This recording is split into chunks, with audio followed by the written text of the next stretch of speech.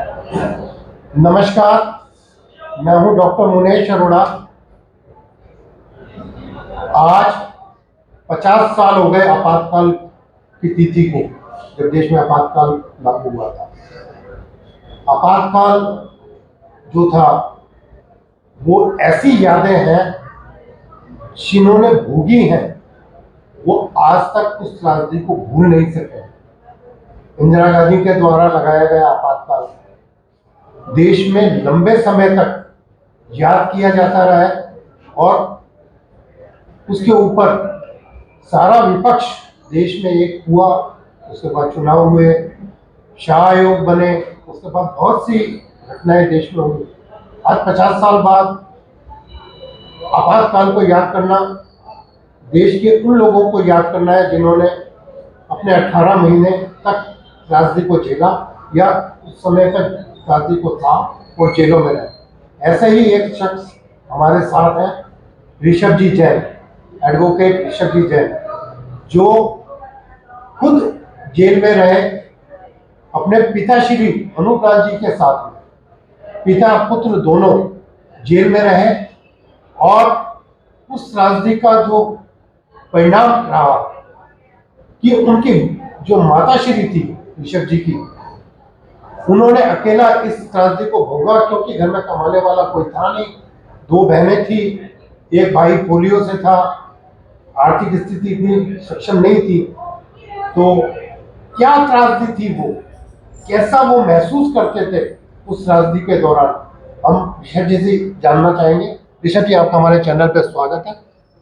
ऋषभ जी, सबसे पहले तो ये बताएं कि आप और आपके पिताश्री अनूप लाल जी दोनों आपातकाल के दौरान जेल में रहे जी। क्या कारण थे आप दोनों के जेल जाने का? क्यों आपके ऊपर अरेस्ट वारंट जारी हुआ? जैसा कि सर्वविदित है, 25 जून 1975 को आपातकाल लगा। आपातकाल लगते ही जो बड़े फिगर थे पार्टी के, संगठन के, आरएसएस के, उन सबको तुरंत रातों रात ही उठा लिया गया, अरेस्ट कर लिया गया। और ऐसे सभी बड़े नेताओं को मीसाबंदी के रूप में गिरफ्तार कर लिया। उनके ऊपर मीसा अर्थात maintenance of internal security act लगाया गया, उसमें इन सभी को निरुद्ध किया गया। फिर ये गतिविधियां आपातकाल की, उसमें बहुत ही टेरर था सारे समाज में, देश में कहते हैं कि बहुत डर का माहौल था। धीरे धीरे कुछ समय निकला, उसके बाद में आपातकाल का विरोध करने के लिए संगठन ने योजना बनी। यहाँ तत्समय विजय कृष्ण जी नाहर विभाग प्रचारक थे आरएसएस के। वो आपातकाल लगते ही भूमिगत हो गए। भूमिगत होने के बाद में उन्होंने जागृति पैदा करने के लिए एक पैम्पलेट निकालना प्रारंभ किया, जिसका नाम था चिंगारी।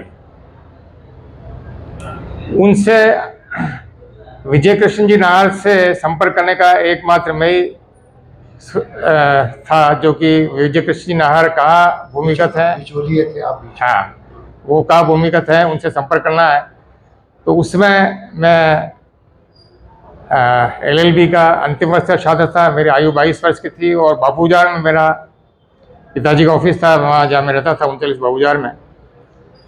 तो जिनको भी विजय कृष्ण जी नाहर से संपर्क करना था तो वो मेरे से संपर्क करते थे बाबूजार आकर के, और उनके जो समाचार है मैं नाहर साहब के साथ पहुँचाता था। और नाहर साहब से कोई जानकारी देनी हो या पत्रिका पहुँचानी हो तो मैं लेके आता था। अन्य किसी को ये जानकारी नहीं थी कि वो कहाँ भूमिगत है।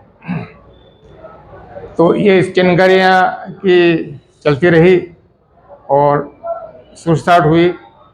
उसके पश्चात जुलाई में संगठन ने एक शुरू किया कि कुछ आंदोलन करना चाहिए। तो मेरे को विजय कृष्ण ने कहा कि भाई आप चपलो साहब से जाकर संपर्क करें, उनको कहें कि आपको विरोध दर्ज करना है और भाषण देना है। शांतिलाल जी चपलो साहब जी। मैंने चपलो साहब से जाके निवेदन किया कि आपके लिए ये निर्देश हैं। भाई साहब उस आपातकाल के उस डर के माहौल में जहाँ कोई आपस में बोलने में घबराते थे, उसमें चपलो साहब ने उनका जो उनको निर्देश मिले वो तैयार हो गए। और 22 जुलाई की घटना है। 22 जुलाई को चपलो साहब ने सबसे पहला भाषण सूरजपुर के अंदर रामबस होटल है, वहाँ भाषण दिया। और तो वहाँ जब वो ज़ोर ज़ोर से, माइक तो था नहीं, बुलंद आवाज़ में भाषण देते थे, आसपास के लोग इकट्ठे करे, वही पास में आने में घबरा रहे थे, दूर दूर खड़े थे, भाषण सुना। फिर वहाँ भाषण पूरा हुआ। उसके पश्चात भाई साहब को लेकर के हम लोग, भाई साहब के साथ मैं तीन जन और थे, शायद कुबिलाल जी भी होंगे, किशन जी भी थे, धान मंडी में पहुँचे। और धान मंडी में भाई साहब ने लगभग 10-15 मिनट तक चपलो साहब ने भाषण दिया। और रेली गेट थाने में शायद इसकी सूचना पहुंची होगी, वहाँ से पुलिस वाले आए और भाई साहब को गिरफ्तार करके ले गए। तो ये प्रथम गिरफ्तारी उदयपुर में थी। 25 जून को तो जो लोग गिरफ्तार हुए उनको तो घरों से उठा लिया गया, लेकिन जब आपातकाल में आंदोलन के रूप में गिरफ्तार देने का सबसे पहला साहस अगर किसी हमारे वरिष्ठ नेता ने किया तो आदरणीय श्रीमान शांतिलाल जी चपलो साहब थे। ये गिरफ्तार हो गए, इनको काफ़ी यातनाएं दी गई। क्या यातनाएं दी गई ये तो आपको बताएंगे। इसके पश्चात आंदोलन चलता रहा। 15 अगस्त को भंडारी दर्शक मंडप में समारोह हो रहा था। तो उस समारोह में मेरे साथ 2 साथी और थे, डॉक्टर भरत मथुरिया जो कि भी वर्तमान में सवाई माधोपुर में स्टेब्लिश्ड है और बड़े वरिष्ठ टीबी एंड चेस्ट डिजीज के वरिष्ठ डॉक्टर हैं। एक वो, उसमें वो फाइनल ईयर में पढ़ते थे। और तीसरा एक भगवती जैन। हम तीनों ने चिनगारियाँ के पैम्पलेट लोगों को, जो वहाँ समूह था, जन समूह, उनमें वितरित किए और चिनगारी फेंकी। तो उस पैम्पलेट के आधार पर वहाँ जो पुलिस थे उन लोगों ने हमारे को अरेस्ट कर लिया और हाथीपुल थाने में लाए। आपके पापा जो अरेस्ट हुए थे, क्योंकि वो जिला कार्यवाहक थे, 3 जिलों का कार्य उनके विभाग कार्यवाहक थे आरएसएस के अंदर, 3 जिलों का कार्य था। वो कब अरेस्ट हुए, उनको कब उठाया, उनको क्या कोई यातना दी गई थी? 15 अगस्त को मैं स्वयं अरेस्ट हो गया था और मेरे को जेसी में निरुद्ध कर दिया गया था जी। तो वहाँ हमारे से पहले चपलो साहब थे ही। और 25 जून और के आसपास मदन जी मुंद्रा साहब को भी अरेस्ट कर लिया गया था, तो वो भी वहाँ थे। तो कुछ लोग ही वहाँ जेल में थे। उसके बाद में ये आपातकाल के विरोध अंडरग्राउंड तो चलता ही रहा। फिर केंद्र का और सब का निर्देश आया कि 14 नवंबर से आंदोलन प्रारंभ करना है। तो 14 नवंबर से जत्थे विरोध करके आंदोलन प्रारंभ करना शुरू कर दिया। अब उस समय ग्रुप तैयार करना एक बड़ी समस्या थी। कई नेताओं से कॉन्टेक्ट किया गया। यहाँ बया साहब थे जो कि भोपाल पर रहते थे, उनको कहा गया कि वो संगठन कांग्रेस के नेता थे, आपको अरेस्ट आंदोलन करके अरेस्ट होना है। उन्होंने हाँ तो कर दिया, लेकिन बाद में पीछे के फिर पिताजी से संपर्क किया कि आप संपर्क किया, उनको आदेश दिया कि आपको आंदोलन में जाना है। तो मेरे पहले से जेल में होते हुए, मैं 15 अगस्त से जेल में था, पिताजी ने 14 नवंबर में पहला जत्थे का नेतृत्व करते हुए आंदोलन किया गया। उनके साथ में आदरणीय लक्ष्मण जी बाबूजी जो कि युधिष्ठिर कुमार जी के पिताजी थे, हिम्मतलाल जी दुग्गड़ और अशोक चारी, 4 जनों का एक समूह न्यायालय प्रांगण से आंदोलन प्रारंभ किया। इसी जिला न्यायालय से यहाँ से आंदोलन करते हुए आपातकाल के विरोध में, इंदिरा गांधी के विरोध में नारे लगाते हुए पिताजी ठेठ कलेक्टर तक, वो पूरा 4 जनों का जत्था कलेक्टर तक पहुंचा और कलेक्टर में जाकर के उनकी गिरफ्तारी हुई।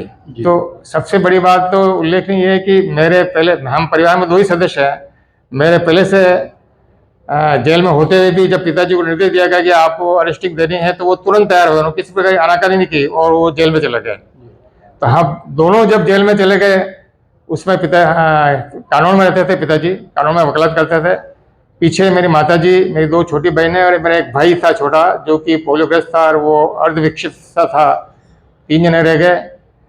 आजीविका का कोई आर्थिक स्थिति हमारी ज़्यादा ठीक नहीं थी, आजीविका कोई साधन नहीं था। तो हम दोनों के जेल में रहने के कारण हमारी माताजी ने जो संघर्ष किया और जैसे तैसे अपना गुजारा किया और दोनों तीनों संतानों को ध्यान रखा पाला। तो जेल में तो हम सभी साथी दूसरे जो थे साथ में थे, लेकिन उन्होंने जो संघर्ष किया वो परिवार ने बहुत ज्यादा संघर्ष परिवार झेला। आप तो खैर जेल में थे, तो जेल की जो प्रताड़नाएं थी वो तो आपको झेलनी थी, मगर पीछे जो परिवार प्रताड़ित हो रहा था वो बहुत ज्यादा था, मानसिक रूप से प्रताड़ना बहुत ज्यादा थी। आपके साथ उस समय वेल नोन फिगर कौन कौन से थे जेल में? उस समय जिन को आपातकाल में अरेस्ट किया गया वो दो श्रेणियां थी। एक तो मेंटेनेंस ऑफ इंटरनल सिक्योरिटी के तहत मीसा के तहत जो बड़े नेता थे उनको गिरफ्तार कर लिया गया, वो अलग वार्ड में वो सभी अरेस्ट थे जी। और हम लोगों को जिन्होंने आंदोलन करके गिरफ्तारी दी या चिंगारी या पंपलेट बाहर की गिरफ्तारी दी, उनके पर DIR लगाया गया। DIR का फुल फॉर्म है डिफेंस ऑफ इंडिया रूल। उसके तहत और IPC के अन्य धाराओं के तहत हमें गिरफ्तार किया गया, जेल में रखा गया। जैसा कि मैंने पहले बताया कि चपलो साहब, बूंदा साहब ये पहले से जेल में थे। भानु जी भी पहले से थे? भानु जी मीसा में थे, वो भानु जी मीसा में थे और शायद उनको पहले जयपुर या अजमेर जेल में गिरफ्तार किया कर वहाँ से ट्रांसफर करके उनको मीसा में यहाँ लाए थे। तो मेरे से पहले चपलो साहब, चंद और कार्यकर्ता, मदन जी मुंडा साहब ये थे, हम फिर 3 जने और पहुंच गए। जी मेघवाल भी वो मीसा में थे। अच्छा, मेघवाल साहब मीसा में बंद थे, वो हम लोग DIR में थे। ठीक है, ठीक है। और मेरे 15 अगस्त को अरेस्टिंग दी और 22 अगस्त या कुछ दिनों बाद गुलाब जी भाई साहब जो कि भूमिगत रह करके और सारा आंदोलन का कार्रवाई देख रहे थे, वो उनके किसी को जानकारी हुई तो उनको छापा मार के अरेस्ट किया गया। उसके बाद में आदरणीय गुलाब जी भाई साहब जेल में, उनको भी DIR में बंद किया गया। हमारे साथ कई सारे बड़े नेता थे, भानु जी के छोटे भाई नारायण जी, रोशन लाल जी चौधरी और युधिष्ठिर कुमावत जी, अशोक जी कुमावत, कुल मिलाकर के मतलब कुछ बाहर के सभी मधुपुर की 5-10 जो थे उनको यहाँ भेज दिया गया इसी जेल में। तो लगभग 125 व्यक्ति हम उसमें इस DIR के वार्ड में जेल में थे।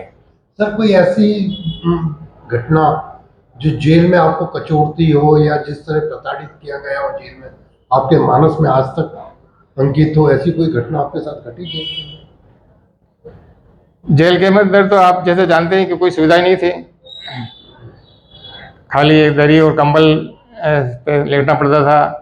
शौचालय भी एक कॉमन प्रकार का था, तो जिसमें बड़ा मतलब दुर्गंध युक्त स्थिति थी, उस पर हमें जाना पड़ता था। भोजन की कोई अच्छी व्यवस्था नहीं थी, तो ये सारी कठिनाइयाँ हमारे को झेलनी पड़ी। जी, ये थे ऋषभ जी जो बता रहे थे कि आपातकाल के दौरान उन्होंने क्या प्रताड़नाएं झेली और जो पिता पुत्र दोनों रहे वो कब तक रहे, किस परिस्थिति में रहे। आपातकाल के 50 साल हो गए। इस विषय पर हम आगे भी उनसे और जानकारी लेंगे। फिर बात, बहुत बहुत धन्यवाद।